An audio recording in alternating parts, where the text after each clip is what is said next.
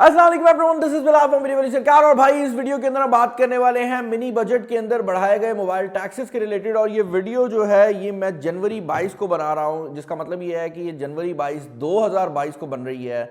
और 2022 के अंदर एक बहुत बड़ा टैक्स इंक्रीज जो है हमें देखने को मिल रहा है। और ये वीडियो ऑनेस्टली मैं 3-4 दिन से सोच रहा था कि बना दूं, बट मैं इसलिए नहीं बना पा रहा था कि जब मैंने वो टैक्सेस पढ़े ना तो मुझे यकीन ही नहीं आया कि यार इतना टैक्स भी इंक्रीज हो सकता है।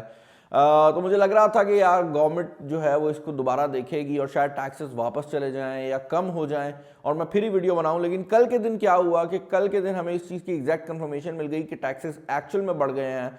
उसके पीछे रीज़न ये है कि कल के दिन जिन लोगों ने अपने मोबाइल फ़ोन को पीटीए की वेबसाइट पे डाला है उनको अपडेटेड टैक्स भी शो हुआ है।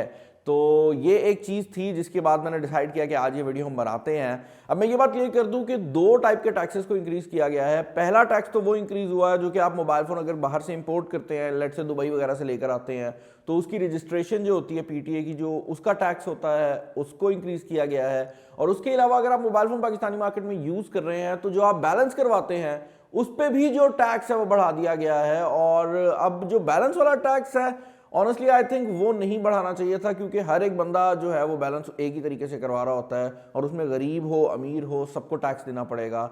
100 रुपए का बैलेंस अगर आप कराते हैं तो आपको 72 रुपए का जो बैलेंस है वो देखने को मिलेगा। और ये एक बहुत बड़ा जो डिडक्शन है वो हो रहा होगा और ये सब टैक्स की फॉर्म में आप पे कर रहे होंगे। अच्छी बात यह है कि जो लोग टैक्स पे करते हैं उनका वो डिडक्शन जो है वो आई थिंक काउंट हो जाएगी, तो मसला नहीं आने वाला।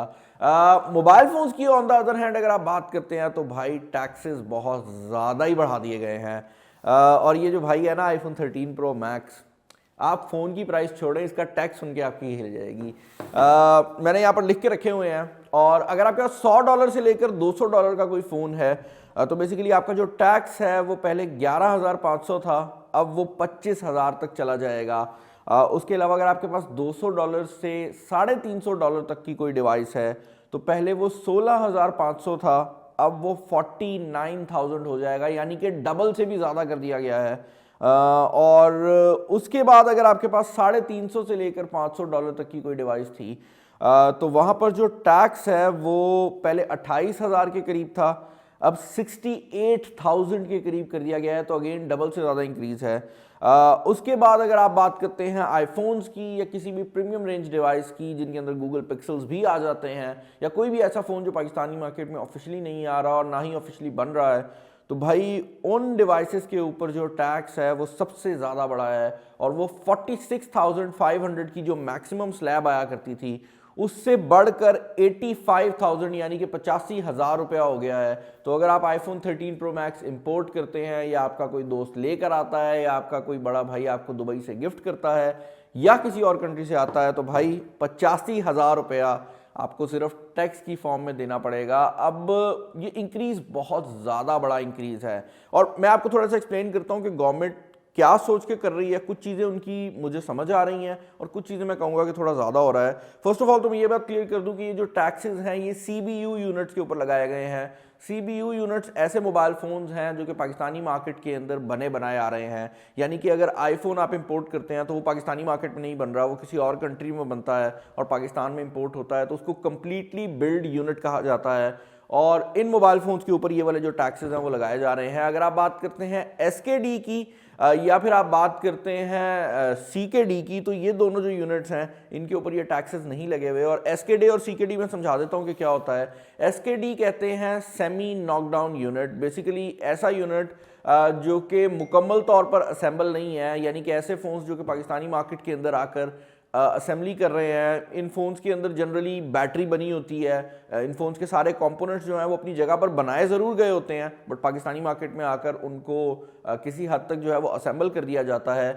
उसके अलावा जब आप बात करते हैं CKD की, तो ये ऐसे यूनिट्स होते हैं जो कि उससे भी एक स्टेप आगे चले जाते हैं। ये बिल्कुल ही नहीं बने होते, इनके अंदर हर एक कंपोनेंट सेपरेट होता है और मुकम्मल तौर पर नॉकडाउन यूनिट होता है और इसके अंदर ज़्यादातर जो काम होता है असेंबली का वो पाकिस्तानी मार्केट के अंदर हो रहा होता है। तो यही वजह है कि जो टैक्सेस हैं वो डिफरेंट लगाए गए हैं। तो ऐसे मोबाइल फ़ोन जो पाकिस्तानी मार्केट में या तो असेंबल हो रहे हैं या पाकिस्तानी मार्केट में बन रहे हैं, उन यूनिट्स के ऊपर ये टैक्सेस नहीं लगाए जा रहे।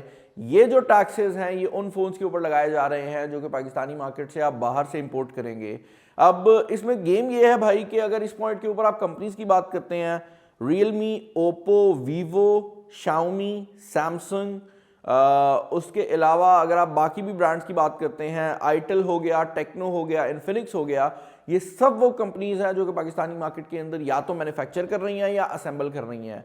तो इन मोबाइल फोन्स के ऊपर ये वाले टैक्सेस कोई खास ज़्यादा फर्क डालने वाले नहीं हैं। लेकिन अगर आप एक ऐसा यूज़र हैं जो कि आईफोन को यूज़ करता है, या आप एक ऐसा यूज़र है जो कि गूगल पिक्सल को यूज़ करता है, या फिर आप एक ऐसा यूज़र है जो कि एसस हो गया या कोई भी गेमिंग फ़ोन वगैरह मंगवाना चाह रहे हैं, तो भाई ये टैक्सेस जो है आपको तंग करने वाले हैं। और सबसे बड़ी जो प्रॉब्लम है ना वो ये है कि अब ये जो टैक्सेस है ना बिल्कुल चेंज कर देंगे कि हम किस तरह से मोबाइल फ़ोन को खरीदते हैं।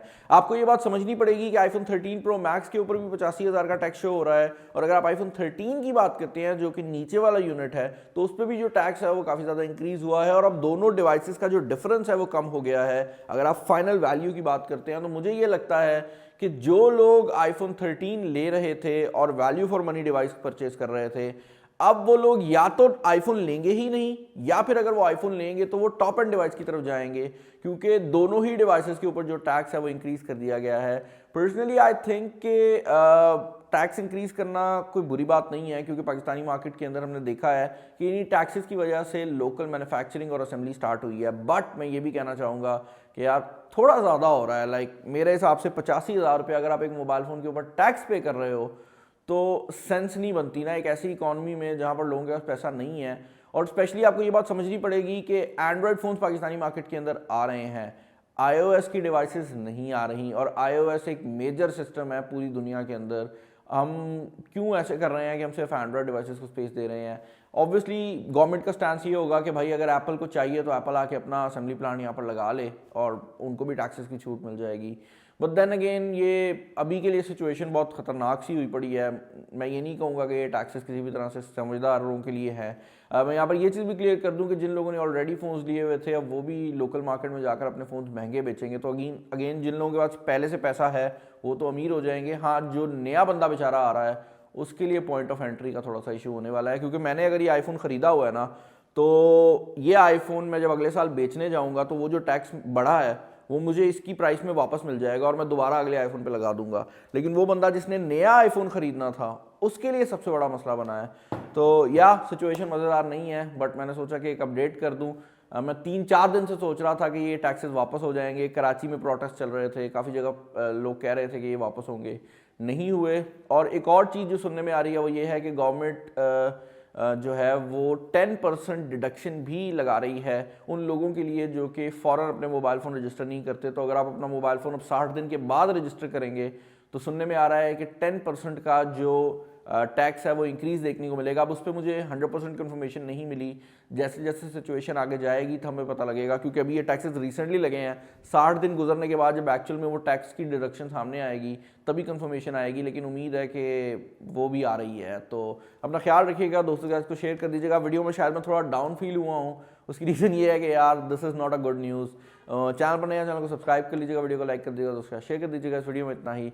This is Bilal signing off. Allah हाफ़िज़।